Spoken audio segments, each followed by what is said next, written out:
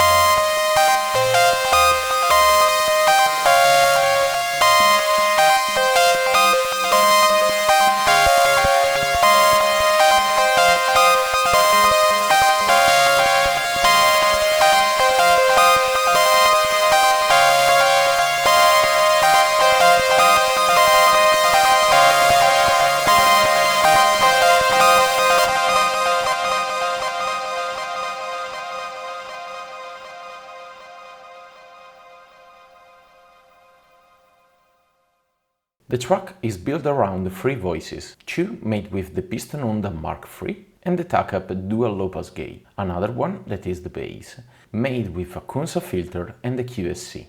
There is also a rhythmic line created from a feedback loop of the Wave Multiplier and three different layers shaped with Cunsa. On top of that, there is a delay, the Verbos Multi-Delay Processor. For the Studio as well, the sequencer, the structural art of the patch, is Usta. Track 1 generates CV for voice 1, sending it to the Piston Honda, while the gate goes to the dual low-pass gate. Track 2 generates a CV sequence for the fourth Cunsa filter in self-oscillation, and its gate also clocks the yellow section of Sapel. Track 3 controls the second voice on the Piston Honda. Track 4 generates a rhythmic sequence that opens VCA4 on the QSC. This is where the Wave Multiplier and the Cunsa mixing section are routed, while the gate also clocks the green section of Sapel. The first voice is controlled by track 1 of Usta, oscillator A of Piston Honda, a dual wavetable oscillator set to a saw wave. I added a subtle tremolo with an LFO from the green section of Alistri. I want the sound to stay sharp, but not too complex, since there are already many layers in the track. Output A goes into the upper channel of the tack-up dual low-pass gate, that is a passive low-pass gate, and from there it reaches channel 1 of the QSC, where I can send the signal through the two aux sends to the Wave Mult, the Cunsa and the delay. I'll go deeper into this later in the video. This voice plays two melodic lines, one more rhythmic in the first part of the track, and one more static with longer held notes later on.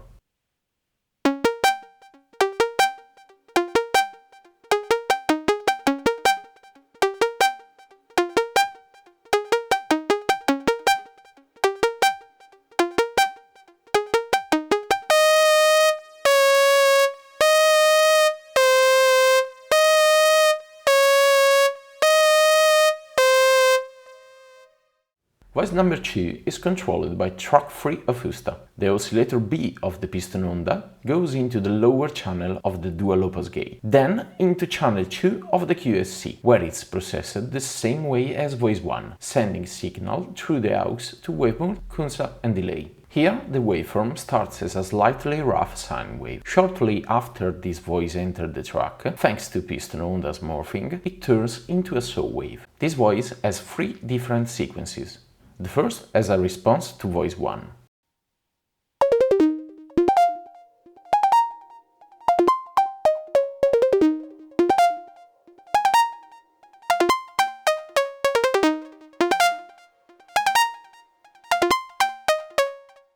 The second, faster, that stays in the foreground when voice 1 is muted.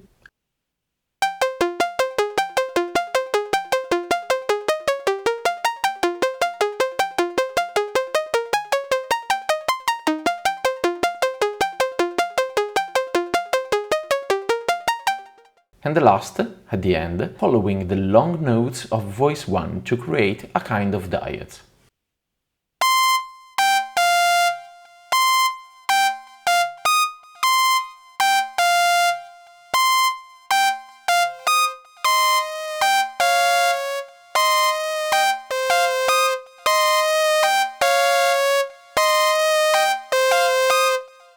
The bass is made with the 4th filter of Cunsa, in self-oscillation. The volt per octave is controlled by the CVA of the track 2 of Usta. Its low pass and band pass output goes to channel 3 of the QSC, set in crossfade mode so I can blend the 2 signals. The VCA of this channel is opened by an envelope created from the gate A output of track 3 of Usta and shaped with the Falistri slew limiter for a smoother contour.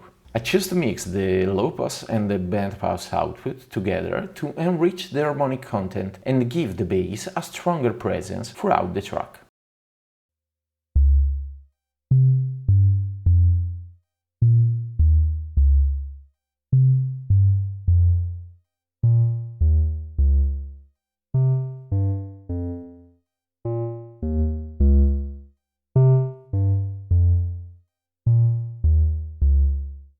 The feedback loop is patched in the wave multiplier between channel 2 and 3. Channel 2 is a wave folder and channel 3 is a non-linear wave shaper, specifically a full wave rectifier. The green aux of the QSC fetches input 1 of channel 2. Its output goes into input 1 of channel 3 and the output of channel 3 goes back into input 2 of channel 2. The result is pretty wild and needs to be tamed. To control it, I patched the 2 CV input for full shape with Intellijel Planar 2. Quadrant A output goes to the CV of channel 2 and quadrant C output goes to the CV of channel 3. This way I can not only keep the feedback under control, but also make it performative with fast variations in sound. The output of channel 2 goes to channel 4 of the QSC, whose VCA is opened by a rhythmic sequence from track 4 of Usta. The gate A output fed the yellow section of Falistri to create the envelope, and the envelope decay is modulated by the fluctuating random voltage from Sapel's green section.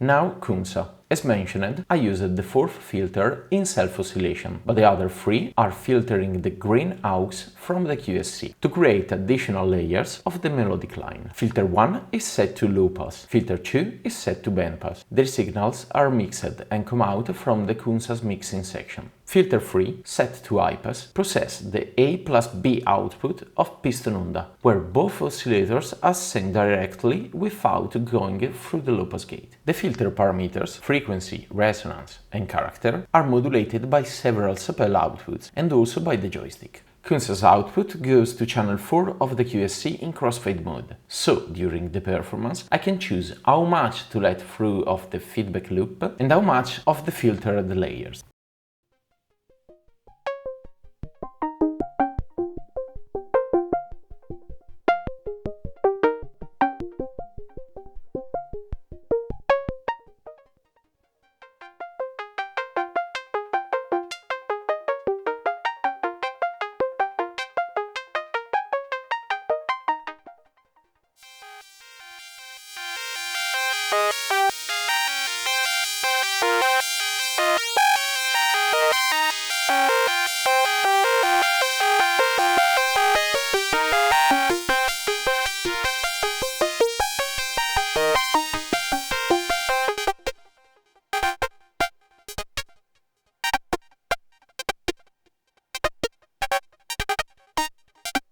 The effect here is the Verbos Multi-Delay Processor, which also acts as a reverb. It receives the signal from the yellow aux of the QSC. It's a multi-tap delay, and I used two different tap outputs with different times to make the stereo image of the effect and of the whole track more interesting and rhythmic. Another output is used for feedback, patched back into input 2 of the module, while the delay time is slightly modulated by an LFO from the green section of file history.